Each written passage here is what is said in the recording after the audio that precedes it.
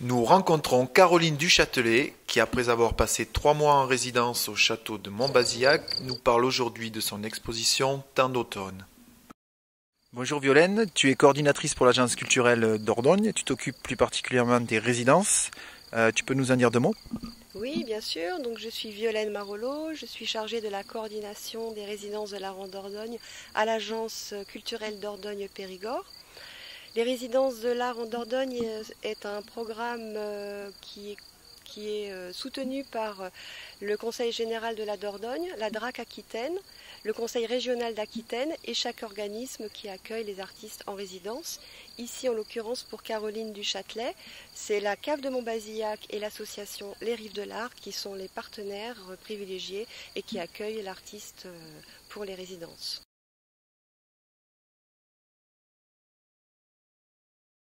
Bonjour Caroline. Bonjour. Tu es artiste donc plasticienne, tu es issue de la sculpture et depuis 3 ans tu as diversifié ta création pour réaliser des vidéos. Alors avant de parler de ton travail, j'ai envie de te demander, puisque tu as passé 2 mois en résidence au château de Montbazillac, c'était entre la mi-octobre et la mi-décembre de l'année précédente, comment est-ce que s'organise le travail quand on passe 2 mois dans un lieu comme celui-ci? Quels sont les processus, les étapes disons dans le processus de création pendant cette période? Déjà pour commencer, je suis arrivée en automne donc à la fin de la saison des vendanges et je suis entrée dans le paysage en accompagnant les derniers jours des vendanges. J'ai pas filmé, j'ai pas réalisé de film à partir de là, mais c'était déjà une façon pour moi d'entrer dans le paysage avec les gens qui l'habitent, qui le travaillent. Et c'était, je dirais, une première entrée. Ensuite, en fait, les autres façons de commencer à entrer, à habiter un paysage, à le traverser, c'est d'écouter les gens, de les rencontrer, de leur montrer mon travail. Et du coup, souvent, ils me proposent des lieux à voir en fonction de ce qu'ils ont vu, en fonction de ce qu'ils pressentent un peu qui pourrait m'intéresser. Et au départ, il y a une forme comme ça de désœuvrement. Donc je ne sais pas très bien où je vais, je marche beaucoup, j'écoute, je me promène. Et puis petit à petit, je commence un peu à me familiariser, à rentrer un peu, je dirais, à commencer à avoir un sentiment un peu de familiarité avec le paysage. Et aussi, un mot qui est important, c'est le mot intuition. Je commence à intuiter des lieux, à intuiter des surfaces, à intuiter des orientations. Et à partir de là, je me réveille à l'aube, je travaille beaucoup sur l'aube, sur le moment pour moi qui est un peu la naissance du paysage. Je pars dans la nuit, je pars un peu à tâtons, en aveugle, je ne sais pas très bien où je vais, je ne sais pas du tout le temps qu'il fera. Et je pose la caméra et je laisse s'enregistrer la montée du jour. Donc en fait, il y a une grande part d'involontaire, il y a quelque chose qui se passe en fait. Moi je suis un peu simplement un outil dans l'enregistrement de quelque chose, mais qui se passe tous les jours. Et sauf que là, quand je suis arrivée cet automne, c'était une très très mauvaise saison de pluie, très mauvaise année, pour le vin et pour la lumière aussi, pour les vignes, jours éteints, jours de pluie, donc je ne savais pas très bien comment enregistrer ce peu de lumière. Et aube de brume, aube de gel, donc je suis souvent partie et je ne pouvais pas mettre la caméra dehors parce qu'il pleuvait, parce qu'il faisait trop froid, parce qu'il y avait trop d'humidité, parce qu'il y avait presque rien. L'image d'ailleurs du carton d'invitation, c'est une aube de brume à l'heure bleue, mais bon, c'était des monochromes, c'était des choses très très difficiles à filmer, c'était juste des matières, c'était des... Et en fait, ce qui aurait pu être une déception, le mauvais temps, le manque de lumière, le peu de lumière, les cieux sombres, ça a plutôt été une forme de ressource pour moi, parce que ça m'a permis d'explorer d'autres choses. Je suis allée il faudrait que vous voyiez les films pour comprendre ce dont je parle. On va les voir, juste après on les verra. Mais ça m'a fait filmer quelque chose auquel je ne m'attendais pas du tout. Et voilà, je ne sais pas si j'ai répondu à ta question. Oui, donc c'est ça, donc il y a déjà une partie d'imprégnation, et puis ensuite c'est le travail la créativité. L'imprégnation, tout à fait. Et le mot créativité, pour moi, il est un peu trop. Je me sens beaucoup plus réceptacle. Et intuitive, beaucoup d'intuition dans ton travail. Une histoire d'écoute et d'attention. Je ne crée pas une forme. Je ne peux jamais scénariser un film, je ne sais jamais ce qui va arriver. J'essaye juste d'être attentive à ce qui se passe et ça s'enregistre. C'est le mot créativité est trop fort pour moi. Ça implique quelque part une espèce de geste démiurge que je n'ai pas. Moi, j'ai beaucoup plus un geste d'accueil. C'est un peu particulier parce que je vais présenter moi-même les films. Je serai là tous les jours parce que j'ai mon atelier au château. Et pendant 2 heures, seulement 2 heures par jour, de 16h à 18h, je viendrai mettre en route les films et je serai donc présente. Alors, qu'est-ce que les passionnés d'art contemporain, en venant au château de Montbazillac, regarder tes films, vont pouvoir voir? Quel est le message? Qu'est-ce qu'il y a derrière les œuvres que tu as créées pendant tout ce temps? Le message, c'est encore un gros mot, c'est surtout le partage d'un moment de lumière, le partage d'une qualité de saison. Donc c'est beaucoup plus une forme d'attention à la lumière qui est proposée, un peu de musique silencieuse de la lumière, je dirais. Que c'est pas du tout un travail conceptuel ou avec un message, c'est quelques mouvements de lumière qui ont été enregistrés. D'accord. En 2009, tu as passé du temps en Italie, tu as résidé notamment à la Villa Médicis, à Rome, et puis tu as voyagé dans différentes régions, l'Ombrie, la région des Pouilles, tu es allé dans les îles éoliennes, si je dis pas de bêtises, en Sicile également, où tu as réalisé beaucoup de films, enfin en tout cas des films sur les paysages. Est-ce qu'on peut dire que c'est à partir de là qu'est venue cette envie de creuser cette relation au paysage, au temps et à la lumière, puisque ce sont quand même ces thèmes qui reviennent et que tu mets en avant? Oui, alors en fait, l'Italie, c'était un moment assez fondateur dans une double expérience, je dirais. L'expérience du paysage réel, vécu, traversé. J'ai beaucoup marché en Italie, j'ai beaucoup marché dans des paysages, mais aussi l'expérience de la peinture, parce que l'Italie est imprégnée d'art. L'Italie, il y a des fresques partout, il y a des chefs-d'œuvre partout, même dans des endroits très reculés, dans des campagnes, il y a une petite chapelle et hop, une fresque extraordinaire. J'aimais beaucoup prendre la voiture, partir pendant 2 ou 3 heures pour aller voir une fresque, marcher un peu, l'approcher et faire, je dirais, une forme de voyage simplement pour une œuvre.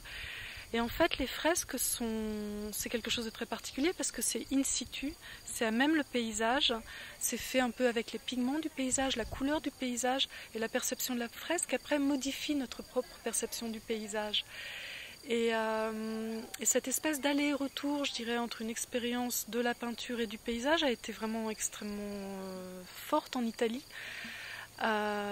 Et du coup, dans les films que je réalise, c'est vrai qu'il y a une dimension picturale assez importante, mais qui est aussi une forme de récit de paysage. Les deux, pour moi, sont très imbriqués. Quand j'ai écrit mon projet pour venir dans le Périgord, il y avait donc un appel à candidature. La thématique de la résidence, c'était le in situ.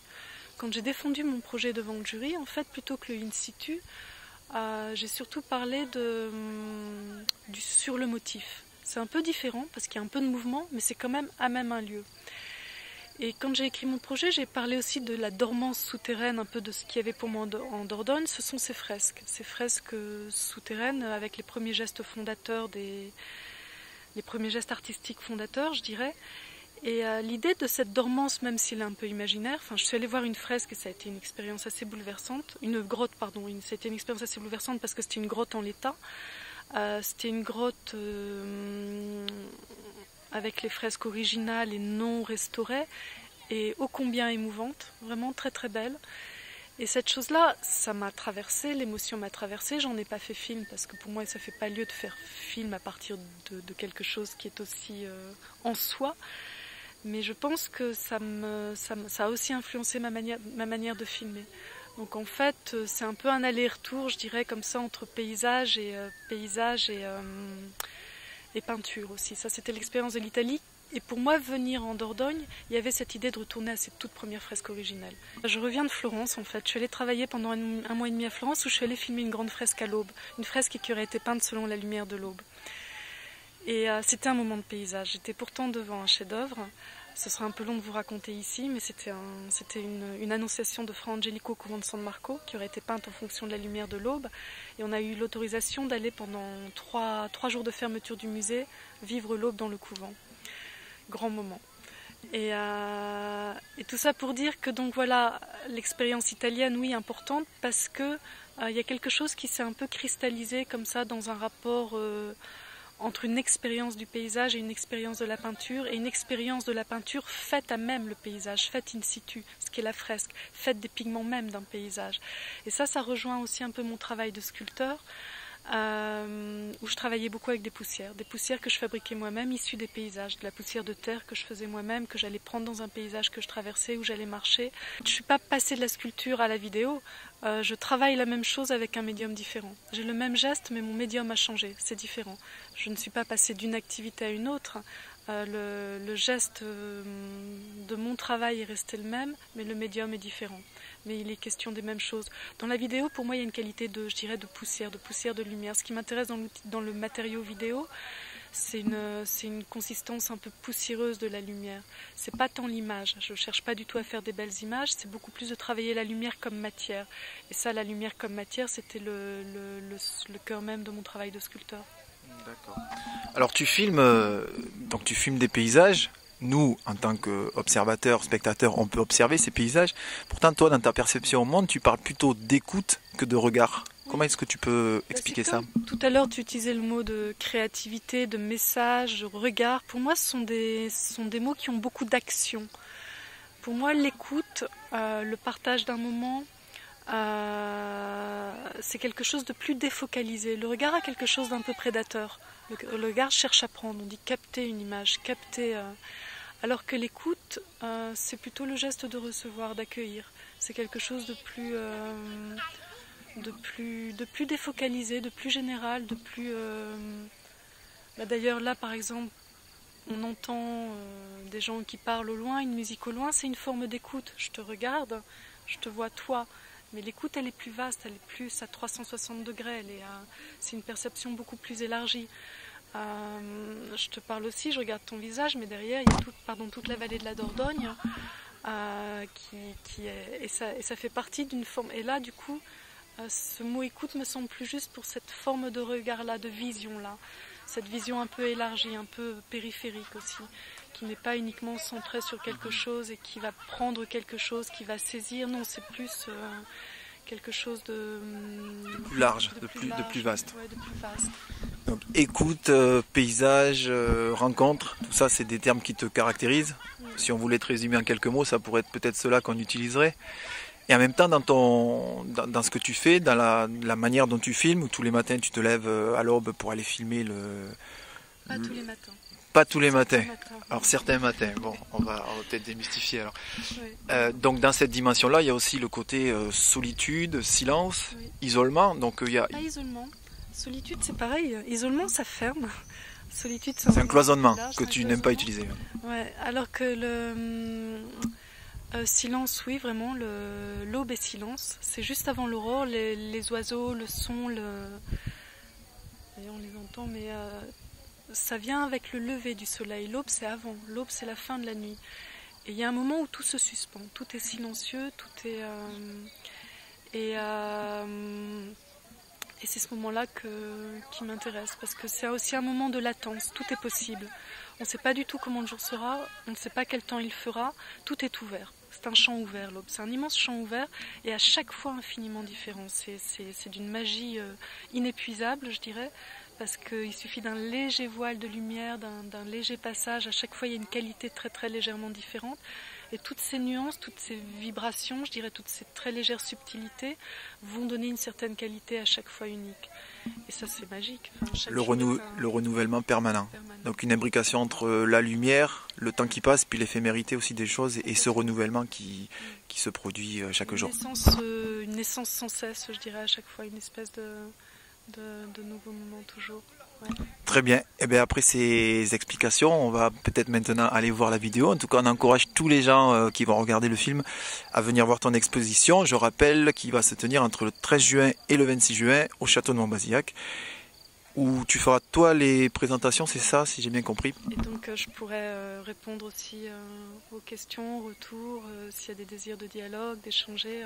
Voilà, aux questions que les gens auront envie de poser après avoir vu le reportage de Canal Pourpre. Merci Caroline en tout cas, et puis bon courage et bonne continuation pour la suite. Merci.